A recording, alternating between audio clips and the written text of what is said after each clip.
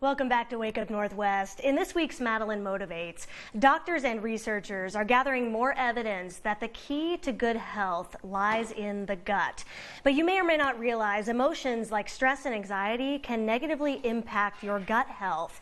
With many of us still feeling the negative emotions associated with the pandemic, one thing that can help is understanding what's called the gut-brain connection.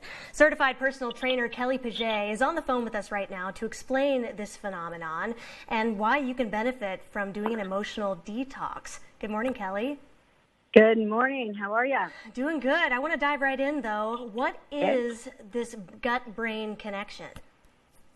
Okay, the gut-brain connection is through millions of nerves, specifically the vagus nerve. It's a cranial nerve, and it's a pathway that connects the gut to the brain. So sensory information is involved in the science, to it, but that in a nutshell is what it's about. Okay, so essentially it's saying that your brain is connected to your gut. So how does that work? So let's say you're feeling emotions like stress and anxiety. Does that mean that can trigger symptoms down in the gut area? Yes, absolutely. What are some of those symptoms? So some of the symptoms that you can have is really increased, besides the stress, then your heart rate is increased. Blood is not oxygenated and flowing through the body like it should be.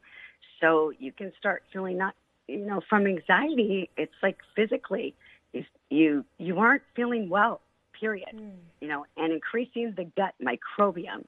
This is anything from, digestive issues to even, think about when you're nervous and you're anxious, you feel those butterflies, you even feel it in that region. Now, there are many ways to tackle this. You could tackle this from a physical standpoint, but also from an emotional standpoint. And Kelli, you say that a good way is just to get right to the root of the problem, the emotions. So what would you say are some ways that we could do, let's say, an emotional detox of sorts? Well, like you said, it does affect the digestive system because it can literally shut down. So your stomach can hurt, right? And that is coming from the emotion.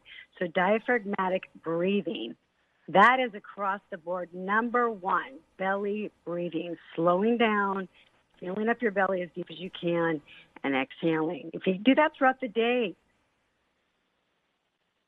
laughing.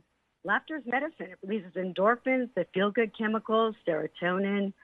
Yoga, that increases blood flow, regulates it, all parts of the body, reduces stress.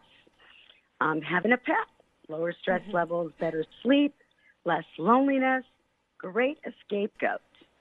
And decreasing caffeine because of the coffee acids that can upset the stomach, right? But in moderation, but it's just that it can increase energy, right? And then that sometimes gets us more apt to be anxious, right?